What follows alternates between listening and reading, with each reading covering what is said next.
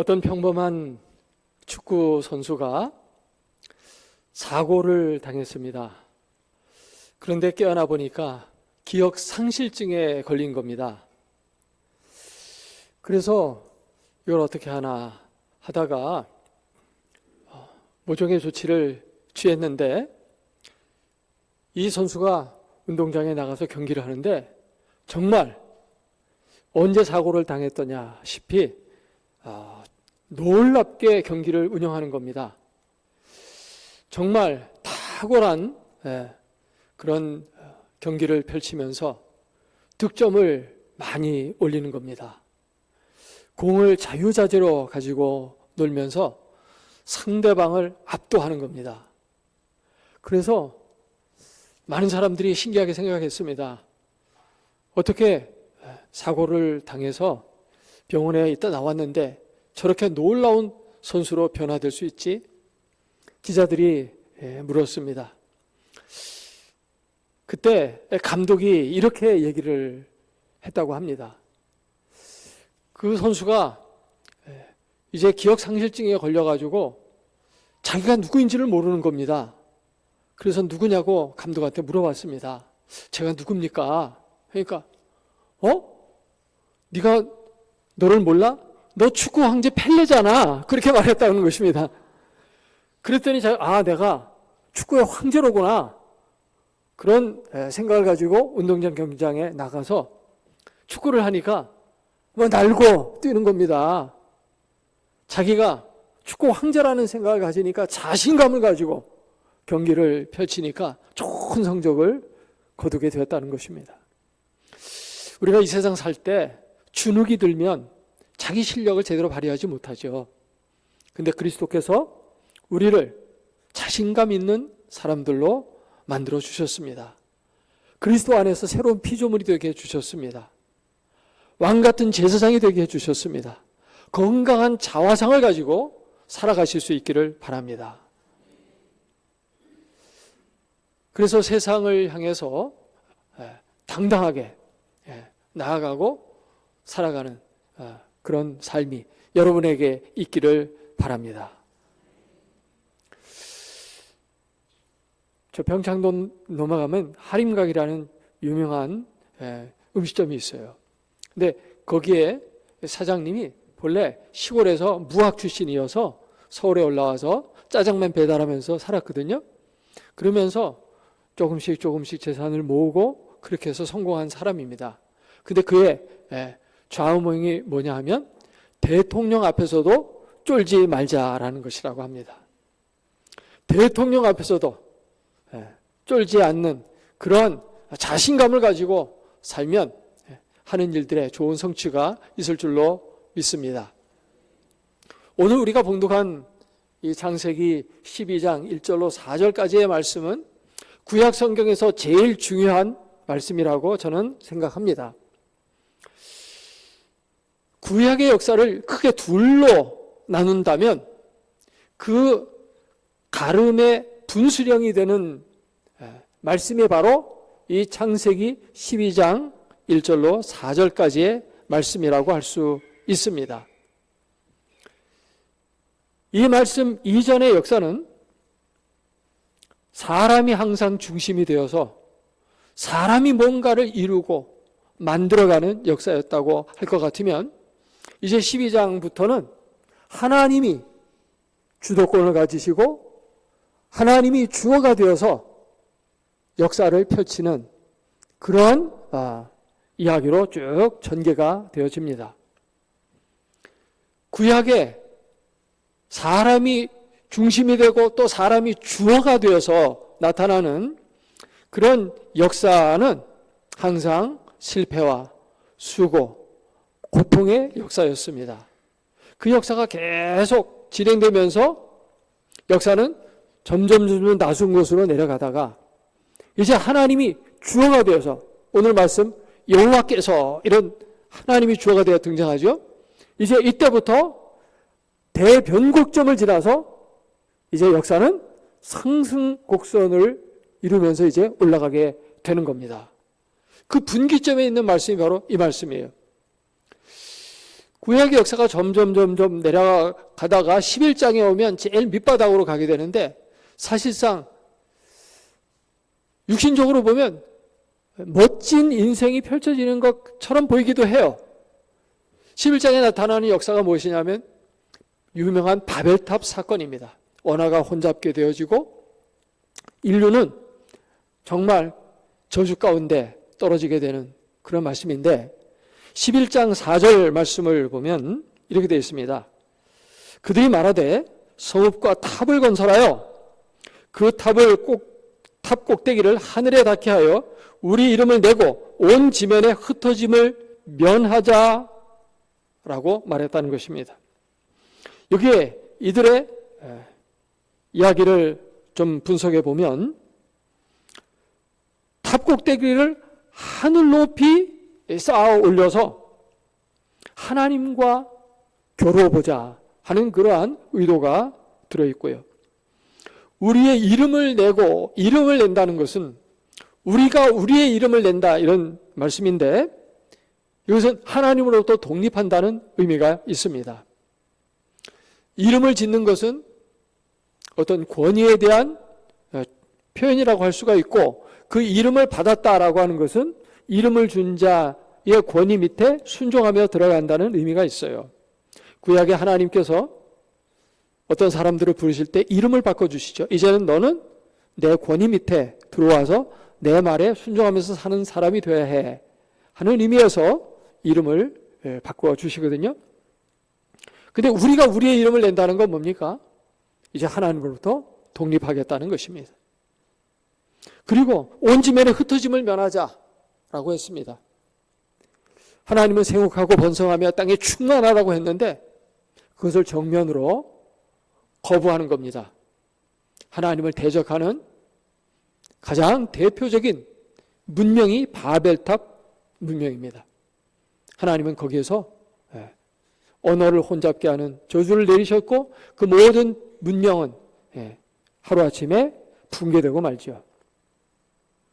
이런 역사가 진행되어 오다가 이제 하나님께서 한 사람, 아브라함이라는 사람을 이제 부르십니다.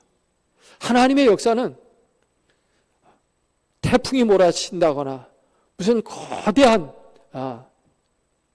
프로젝트를 진행시켜서 오는 게 아니라 마치 비둘기 걸음으로 오듯이 어떤 한 사람을 불러가지고 하나님의 위대한 역사를 지금 시작하시려는 것입니다. 아브라함은 우리의 믿음의 조상입니다. 사도 바울이 서신서 가운데서 그렇게 말씀했죠. 우리가 믿음을 가지게 될 때 우리는 영적으로 아브라함의 자손이 되는 것이다. 하나님께서 이제 아브라함에게 언약을 주시는데 이 언약 속에는 5가지 중요한 요소가 들어 있습니다. 근데 이 5가지의 요소는 아브라함에게만 주신 것이 아니라 아브라함의 자손에게 주신 것이고 아브라함의 영적인 자손들에게 주신 약속이기도 합니다. 미국에 가면은 국방성 펜타곤이라고 있죠. 그것이 펜타곤인 이유는 건물이 오각형으로 되어 있기 때문입니다. 전 세계의 전쟁을 총 지휘하는 본부입니다. 아브라함의 이 언약은 펜타곤과 같은 모습을 띠고 있어요. 그래서 저는 이 말씀을 아브라함 펜타곤 또는 아브라함 언약 펜타곤 이렇게 부릅니다. 그 아브라함 펜타곤을 함께 저와 상고하면서 은혜를 나누고자 합니다. 아브라함 펜타곤은 5개의 방이 있어요. 하나님이 약속하신 첫 번째 약속은 무엇이냐면 하나님께서 땅을 주시겠다는 약속입니다. 아브라함에게 너는 너의 고향 친척과 아버지의 집을 떠나서 내가 너에게 보여줄 땅으로 가라고 말씀하셨습니다. 이것은 단순히 이사가라는 이야기가 아니라 하나님이 통치하시고 하나님이 약속하신 땅으로 가라는 것입니다. 이 아브라함이 가서 정착하게 되고 얻게 된 땅은 어디죠? 잘 아시는 대로 팔레스타인 땅입니다. 근데 팔레스타인 땅이 정말 축복의 약속의 땅일까요? 겉모습을 보면 전혀 그렇지가 않습니다. 하나님께서 신명기를 통해서 하신 말씀이 뭐냐면 너희가 들어가서 차지하게 될 땅은 너희들이 나온 이집트 땅과는 다르다. 이집트 땅에서는 너희가 수차를 발로 밟으면서 물을 대어서 농사를 짓는 그런 땅이었다. 그렇기 때문에 그 땅에는 기근이 와도 별 걱정이 없어요. 거대한 나일강 물을 수차로 퍼올리면 얼마든지 농사를 잘 지을 수가 있는 그런 땅이죠. 비가 안 와도 걱정이 없는 땅. 어떻게 보면 이집트 땅이 더 좋은 땅이라고 할 수가 있겠죠. 그런데 너희가 들어가서 얻게 되는 땅은 산과 골짜기가 있어서 비를 흡수하는 땅이라고 했어요. 가나안 땅에 들어가면 성지순례를 가보신 분들은 잘 아시겠고 또 지도를 잘 살펴보면 알 수가 있듯이 서남쪽 지역에는 샤론 평야가 있어서 곡창지대고 아주 비옥합니다. 그런데 이스라엘 백성들이 들어가서 주로 살았던 곳은 산지였습니다. 그 비옥한 땅에는 주로 블레셋 사람들이 살았고 이제 이스라엘 백성들은 산지에서 살았기 때문에 이 산지에는 무엇보다 물이 없습니다. 건기와 우기로 되어 있는 그 계절 특성상 정말 물이 꼭 필요한데 뭐가 흐르는 강이 있어서 그 강에서 물을 끌어오면 좋은데 강이 없는 겁니다. 그러니까 이 가나안 땅에 살고 있는 사람들은 어떻게 해야 농사를 지을 수 있느냐 하면 하늘에서 비가 내려와야만 농사를 지을 수가 있는 거예요. 그러니까 비가 안 온다. 그러면 정말 아무 쓸모없는 땅이 되고 마는 거죠. 농사를 못 지으니까 먹고 살 수가 없는 겁니다. 근데 성경에서 이 가나안 땅을 젖과 꿀이 흐르는 땅이라고 했고 축복의 땅이라고 말씀합니다. 그 이유가 무엇입니까? 여호와께서 돌보시는 땅이라.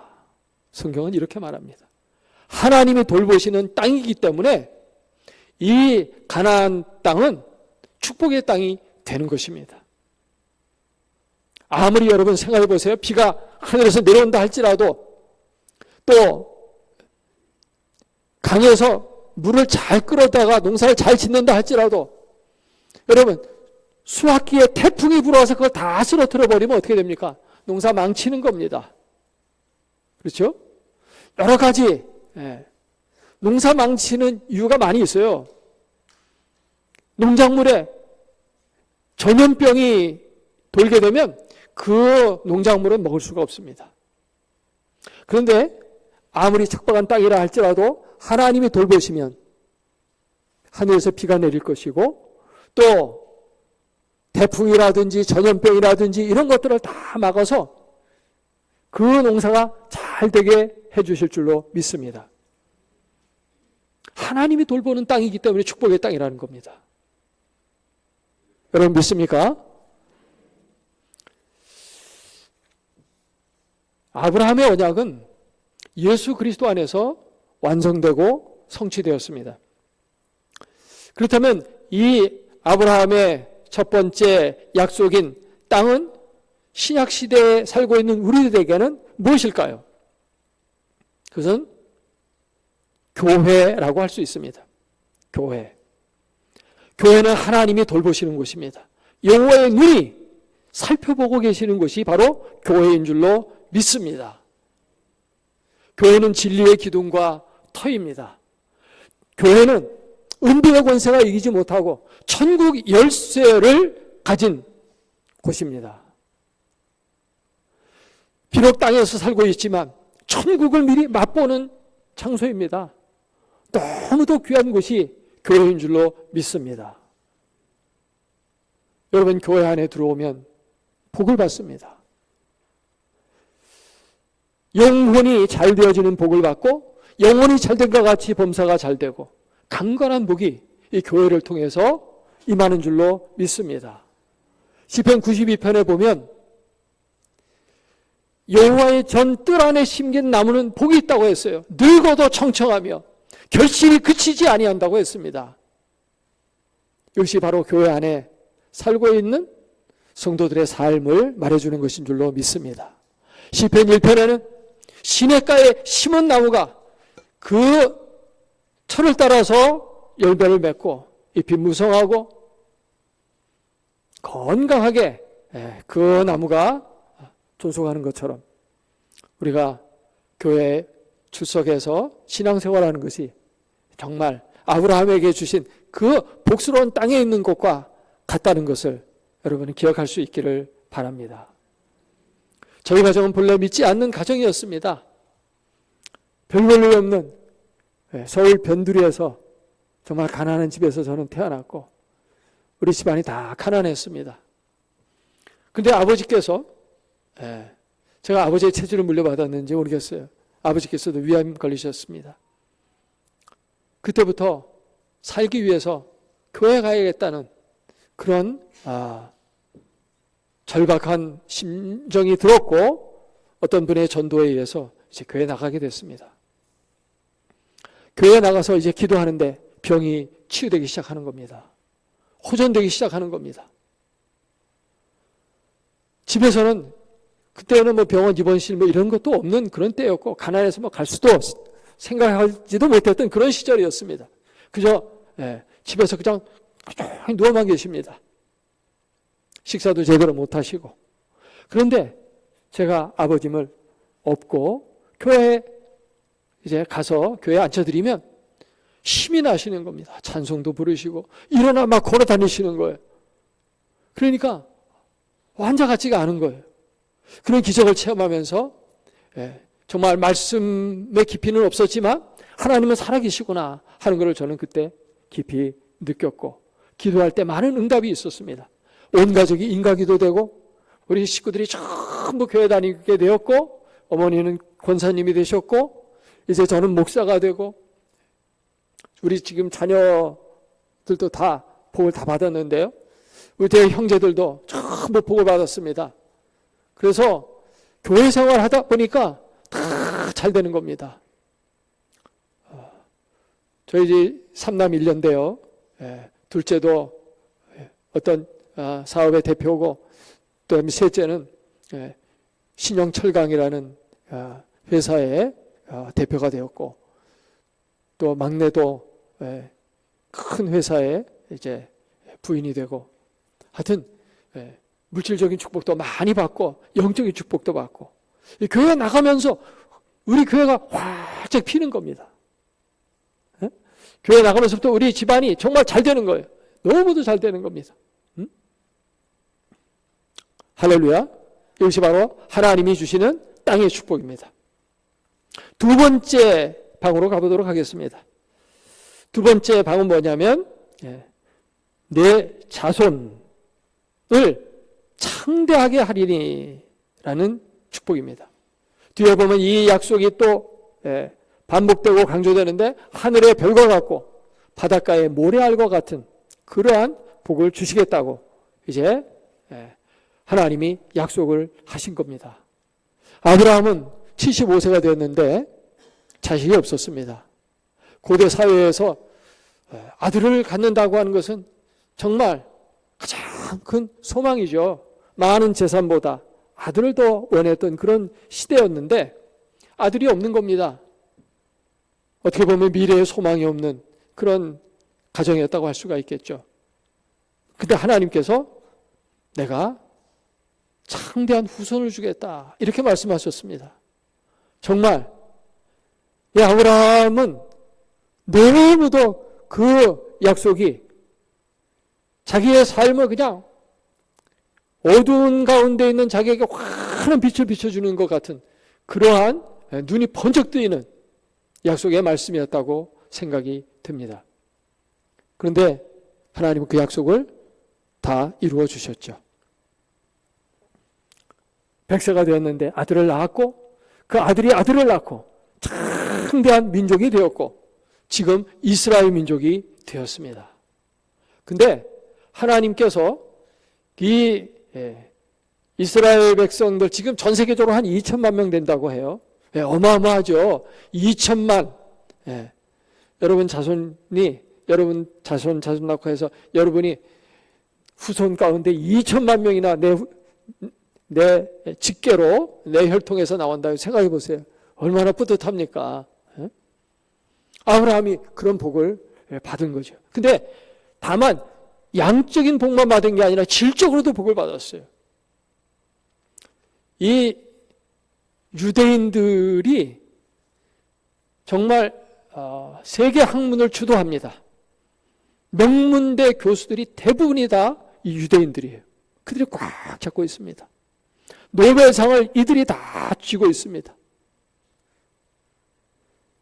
숫자적으로 그냥 많은 것도 좋지만 질적으로 우수한 그런 후손이 이 아브라함에게서 나온 거죠. 얼마나 큰 복입니까? 할렐루야.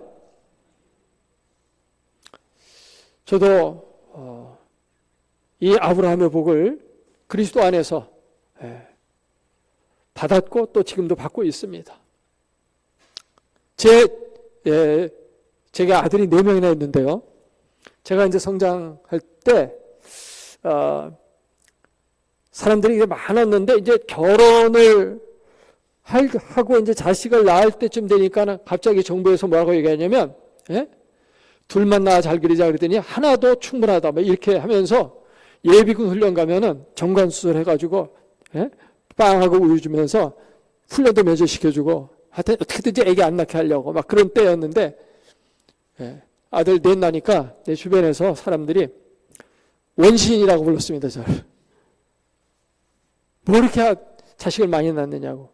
근데 지금은 사람들이 저보고 애국자라고 그래요. 근데 이 아들 4명이 정말 믿음으로 이렇게 키우다 보니까 정말 다들 좋은 대학들, 다 서울에 있는 대학, 좋은 대학들 다 나오고 좋은 직장에들 다 들어갔어요. 첫째 애가 공부를 할 때 전교에서 한 30등 정도 했는데 스카이는 못 가고 그래도 조금 좋은 대학교 갈 수 있다 이런 생각을 했는데 말씀을 읽다가 보니까 이게 인간의 힘으로 이렇게 하기보다 하나님의 능력으로 살아야 된다는 그게 강하게 왔어요. 그래서 우리 자녀들은 전부 학원을 한 명도 안 보냈거든요. 근데 고3이 되었을 때 많은 부모들이 자식을 1년 동안만 교회 생활 적당히 하고 예배만 한번 드리든지 그냥 1년 동안 빠지든지 그리고 대학교 들어간 다음에 이제 다시 교회 나가라. 부모들이 막 이렇게 자녀와 협상도 하고 그래요. 근데 저희는 반대를 했습니다. 네가 1년 동안 성경 읽도가라. 그리고 하나님이 가장 기뻐하는 게 전도니까 전도에 힘을 써라. 그렇게 했습니다. 그랬더니 아들이 성경을 일독을 했고 전도를 했는데 그 고3 때 바쁜데 전도 4명 했습니다. 4명. 그런데 수능 시험 봤는데 정말 엘리베이터 타고 점수가 올라가듯이 그렇게 올라갔어요. 그렇지만 서울대에서도 아주 최상위권 대학 학과에 4년 장학생으로 합격했습니다. 그래서 정말 하나님을 믿고 나아가서 하나님을 의지할 때 하나님이 역사하시는구나 그런 걸 체험을 했습니다. 그래서 그때부터 둘째, 셋째는 계속 첫 애가 그렇게 잘 되니까 둘째, 셋째 애들도 다 형을 따라하는 겁니다. 그러니까 다 좋은 데 다니고 그렇게 좋은 직장 애들 다 들어가고 다 그렇게 됐어요. 그래서 자녀의 축복. 근데 그것만이 아니라 이 아브라함의 축복의 자녀의 축복은 사실상 더 중요한 것은 영적인 축복입니다. 아브라함은 예수 그리스도로 말미암아서 모든 믿는 자의 조상이 되었어요. 그렇죠?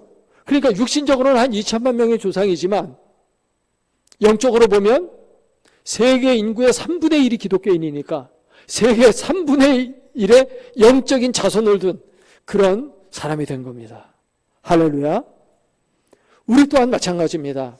우리가 육신의 자식도 아브라함 안에서 그런 복을 받지만 영적으로 내가 전도해서 주님 앞으로 인도한 자는 내 영적인 자식과 같은 것입니다. 그들은 정말 하나님 앞에서 우리의 상급이고 자랑의 면류관입니다. 데살로니가전서 2장 말씀에 보면 그리스도 앞에서 우리의 소망과 기쁨과 자랑의 면류관이 누구냐? 주님이 강림하실 때 그 앞에서 바로 너희들이 아니냐? 여러분이 전도해온 사람들이 여러분의 면류관입니다. 아멘입니까? 여러분의 상급입니다. 여러분이 영적인 자식이 되는 거예요. 하늘나라에서 정말 아브라함의 놀라운 축복이 여러분이라고 것이 된다고 하는 것을 정말 확인하게 될 겁니다. 이 세상에서는 다만 육신의 자식만 날 돌봐주고 그러기 때문에 영적인 자식 별로 그렇게 중요하지 않은 중요한 걸 잘 모르지만 천국에 가면은 그것을 분명하게 알게 될 줄로 믿습니다.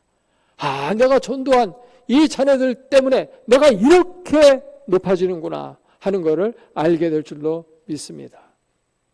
이제 세 번째 방으로 가보도록 하겠습니다. 그건 바로 명예의 축복입니다. 내가 내 이름을 창대하게 하리니.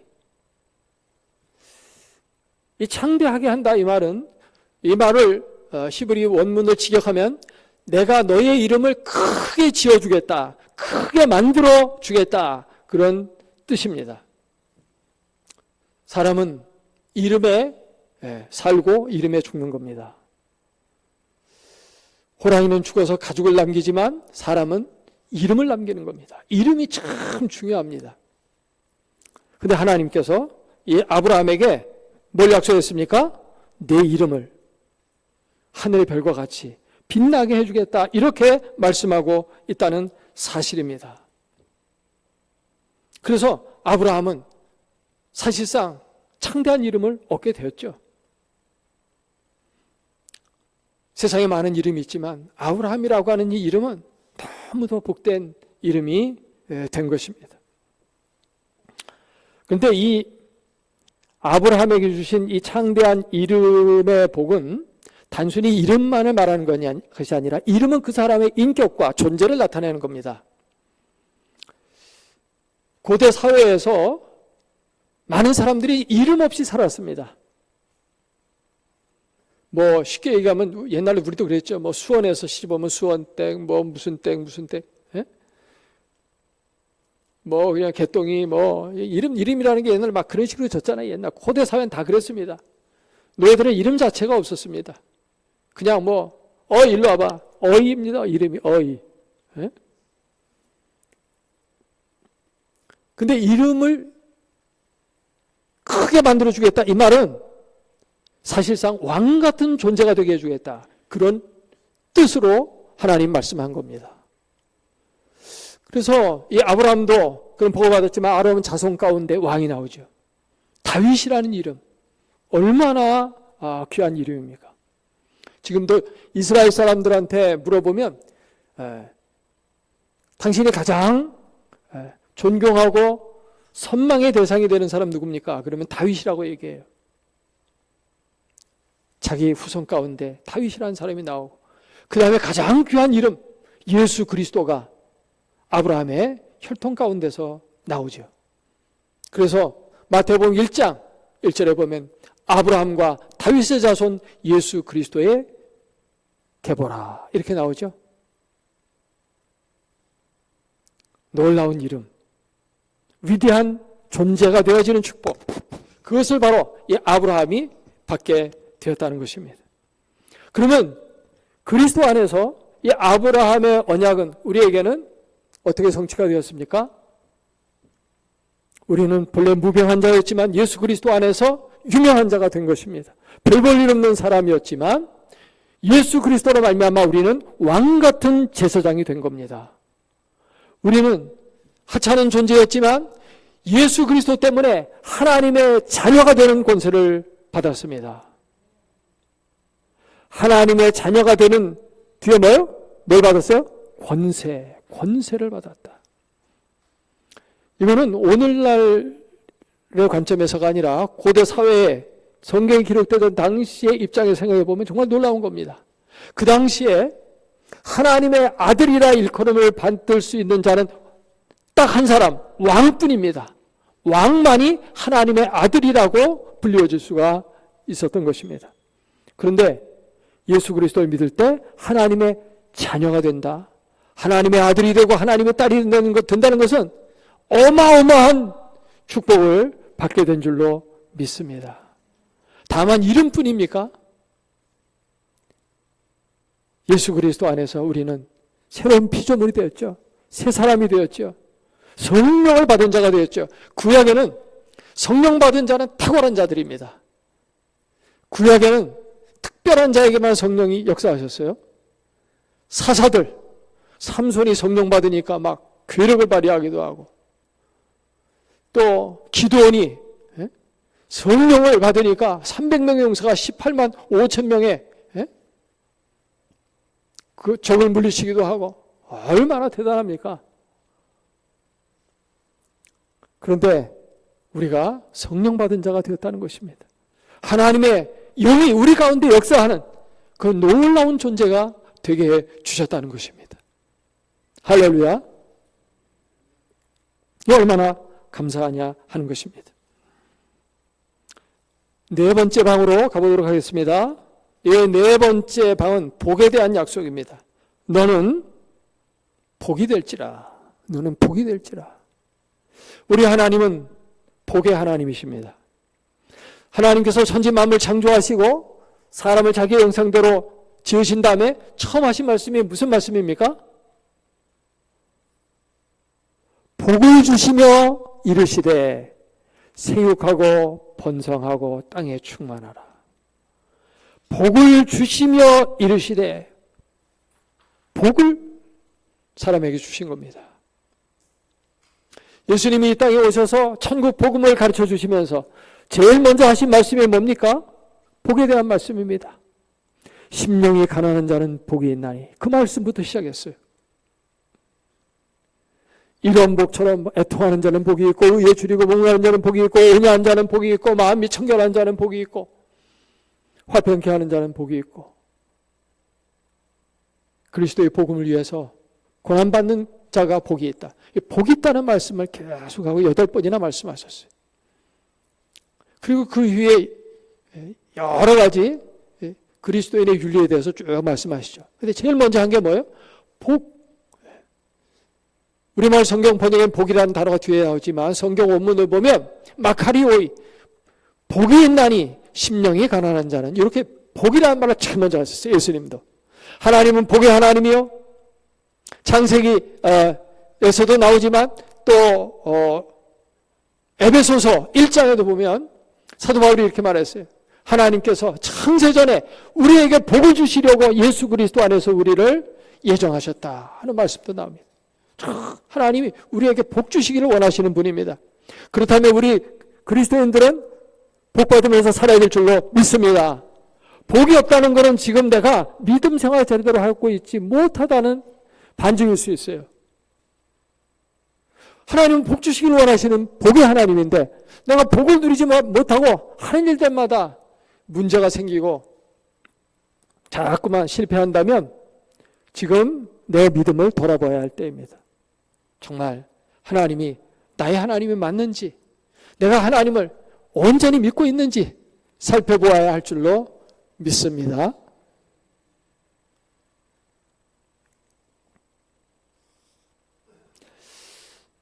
우리 교회에 몇 년 전에 있었던 일입니다만, 어떤 셀 모임에, 구역이라고도 하죠. 이 구역장이 있는데 그 구역 연말이 되었는데 구역 식구들이 돈을 모아서 그 구역장한테 진주 목걸이를 선물했습니다. 그 구역장은 그 진주 목걸이를 선물로 받았어요. 어떻게 해서 받게 됐을까요? 한 해 동안 너무 수고를 많이 했기 때문입니다. 오늘 이 말씀을 좀 자세히 보면 너는 복을 받으라가 아니라 뭐라고 했습니까? 복이 될지라, 복이 되라는 겁니다. 또 복이 될지라라는 말은 미래형어서 하나님이 복이 되게 해주시겠다는 뜻이에요. 그래서 이 말씀은 하나님께서 어떻게 해주겠다라고 하는 그런 말씀은 반드시 내가 그렇게 살아야 된다는 강한 명령형의 말씀이기도 해요. 그러니까 다른 사람의 복이 되어지는 겁니다. 그러니까 복을 받고 내가 복의 종착역이 되는 게 아니고 복의 통로가 되라는 말씀이에요. 아멘입니까? 복을 받는 것은 그 중심이 나예요. 그러나 복의 통로가 되는 것은 다른 사람이 중심이 되는 것입니다.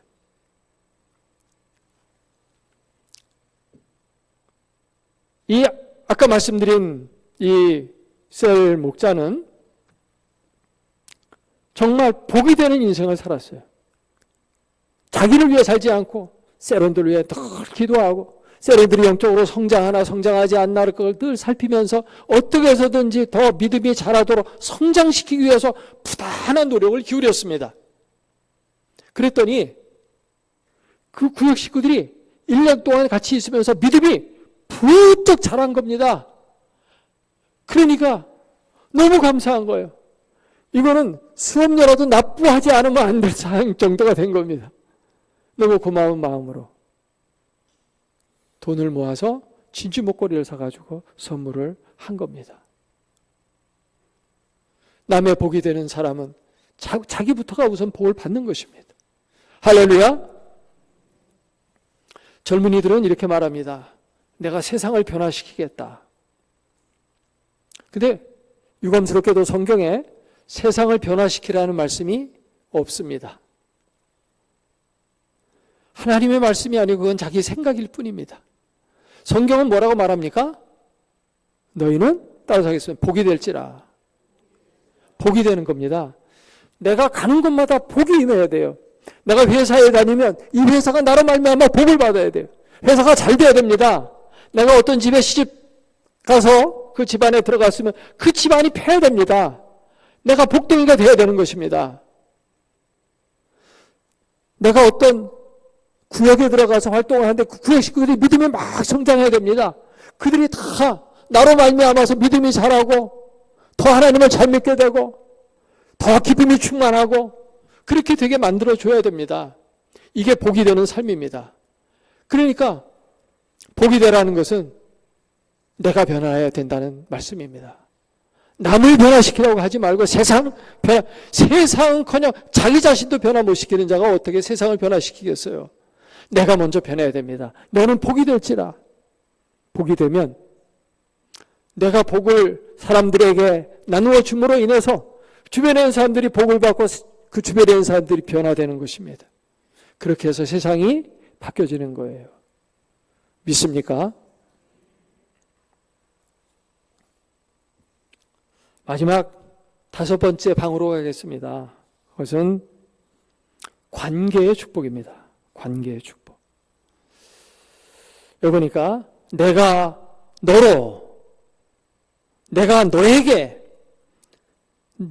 내가 너로 말미암아 나와 너가 이게 계속 나오죠. 이것이 바로 관계의 축복입니다. 성경의 중심 주제는 하나님의 나라입니다. 그리고 그 중심 주제를 엮어나가는 기본 성경의 구조와 틀이 있는데 그게 뭐냐면 언약이라는 것입니다.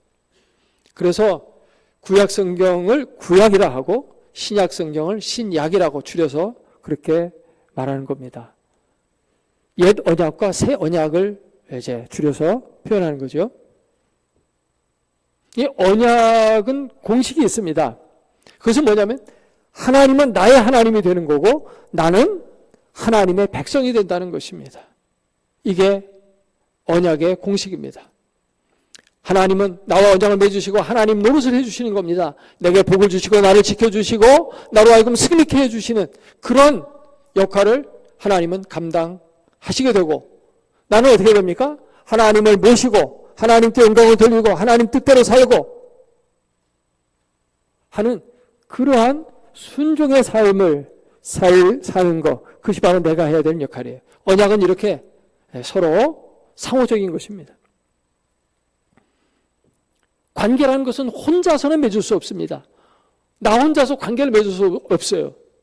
다른 사람과 관계를 맺어야 되고 하나님과 관계를 맺어야 되고 이렇게 반드시 상대가 있어야 되거든요. 관계는 상호적인 것입니다. 하나님은 하나님의 역할을 조금도 차질 없이 수행하십니다. 왜냐하면 하나님은 전능자이시기 때문이죠. 그렇죠? 그런데 사람은 자꾸만 욕심 때문에 하나님 뜻대로 살아야 되는 것을 자꾸만 어기고 욕심 부리는 인생을 살아가요. 죄의 유혹 앞에 무릎을 꿇고 또 여러 가지 시험 당해서 쓰러지고 그렇게 되거든요. 아브라함은 어떻게 했어요? 하나님이 너는 고향과 친척과 아버지의 집을 떠나 가라 그랬거든요. 이때 나이가 75세입니다. 아유, 지금 이 나이에 내가 하나님 따라간다고 해서 내게 뭐 아들 생기겠습니까? 이대로 살다가 그냥 편하게 죽는 게 낫지, 이렇게 생각했으면 어떻게 됐을까요? 아브라함의 이 언약은 성립이 안 됐을 겁니다. 그러나 아브라함은 하나님의 말씀에 순종하면서 나아갔습니다. 그랬더니만 이 아브라함의 약속이 그대로 아브라함에게 다 성취가 된 겁니다. 할렐루야.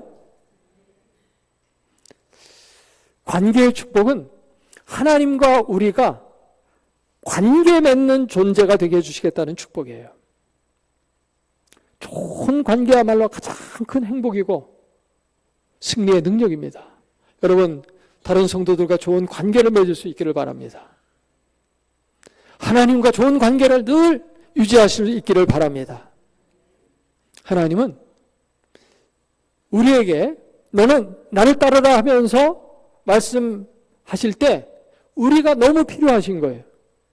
우리가 신앙생활을 할 때 우리가 하나님을 사랑하고 또 하나님 없이는 못 산다고 이렇게 말하지만 사실상 성경을 잘 읽어보면 하나님도 우리를 너무 사랑하시고 하나님도 우리 없이는 못 사는 분처럼 나와요.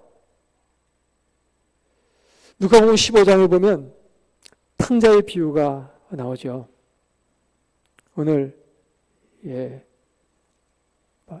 바로 위층에서 세신자실에 들어가서 그 탕자가 돌아오는 장면 그림으로 봤는데요.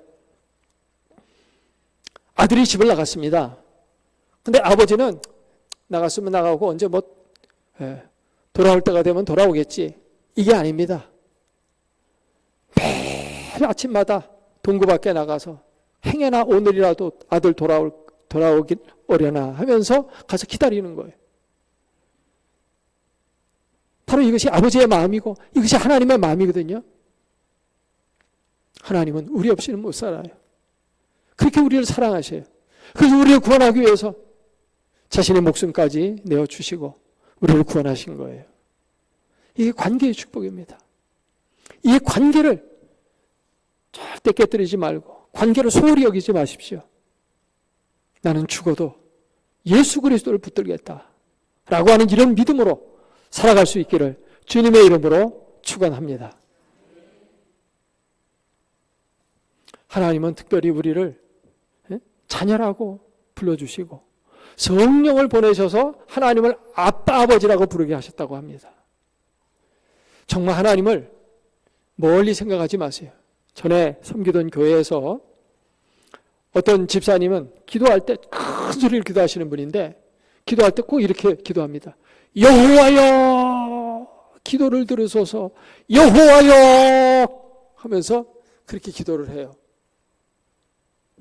뭐 여호와 이름 구약성경은 못 부르겠지만 불러도 상관은 없죠. 근데 이거는 아무개씨하고 부르는 거와 좀 비슷한 것 같아요. 에? 하나님은 우리를 어떻게 부르라고 했습니까? 아버지. 아버지. 예수님이 주기도문을 통해서 어떻게 하나님을 부르라고 했습니까? 아버지. 하늘에 계신 우리 뭐요? 아버지. 아버지와 나 사이의 관계는 어떤 관계입니까? 가장 친밀한 관계. 그 사이에 누구도 낄 수 없는 가장 가까운 관계가 아버지와 자식의 관계입니다. 우리는 천국의 상속자들입니다. 종이 주인의 재산을 상속받을 수 있습니까? 없습니까? 종은 못 받습니다. 자식은 부모의 재산을 상속받습니다. 상속권을 갖고 있는 겁니다. 그래서 기도할 때는 여러분 어떻게 기도해야 돼요? 아버지라고 불러야 됩니다. 물론 주여 삼창하면서 주여 이렇게 주여도 할 수는 있어요. 근데 주님도 조금 멀어요. 아버지가 더 가까워요. 그렇죠? 주종관계하고 부자지간하고 어떻게 더 가까워요? 좋은 상속권이 없다니까요. 그래서 아버지. 전에 섬기던 교회에 어떤 장로님 이북에서 내려오셔가지고 기도하시는데 그분은 항상 기도할 때 아바디 그랬어요. 아바디. 그게 제일 좋은 호칭이에요. 하나님과 우리 사이에 그 친밀한 관계의 축복. 하나님이 내 아버지면 걱정할 거 없잖아요. 시편 23편 1절에 여호와는 나의 목자시니 내게 부족함이 없으리로다. 부족할 게 없으면 됐죠. 뭐 더 이상 바랄 게 뭐가 있어요. 부족할 게 없는데. 하나님은 내 아버지면 근심 걱정 전혀 할 필요가 없고 자유하는 인생, 평강의 삶을 살아갈 수 있게 되는 줄로 믿습니다. 아브라함이 주신 이 펜타곤의 약속, 이것은 바로 예수 그리스도 안에서 우리에게 영적으로 그대로 주어진 겁니다. 그래서 우리는 영적으로 아브라함의 자손이 되는 거고 아브라함의 약속을 그대로 물려받은 그 후손이 되어지는 것입니다. 예수 그리스도 때문에. 예수님이 그걸 내게 적용시켜 주신 분입니다. 아브라함 약속은 아브라함으로 끝나야 마땅한데 그게 내 것이 되게 만들어 주신 분이 누구예요? 예수님이라는 것입니다. 예수님 때문에 아브라함의 약속뿐만 아니라 다윗의 언약도 있고, 여러 성경에 보면 많은 언약들이 있잖아요. 그런 언약들이 다 내 것이 될 수 있도록 만들어 주신 분이 누굽니까? 예수 그리스도입니다. 예수 그리스도 안에서 여러분 아브라함의 펜타곤의 축복을 늘 받으면서 살아가시기를 주님의 이름으로 축복합니다. 여러분의 삶 속에 이 펜타곤의 축복이 있는지 없는지 자꾸 확인해 보세요. 이게 없다면 뭐가 문제인지 점검해 보세요. 정말 주님 앞에서 그러한 복이 내 것이 되도록 그렇게 믿음 생활을 해나가면 여러분이 복을 받고 교회가 복을 받고 많은 사람들이 여러분을 통해서 영생을 얻고 축복을 받는 역사가 이루어지게 될 줄로 믿습니다.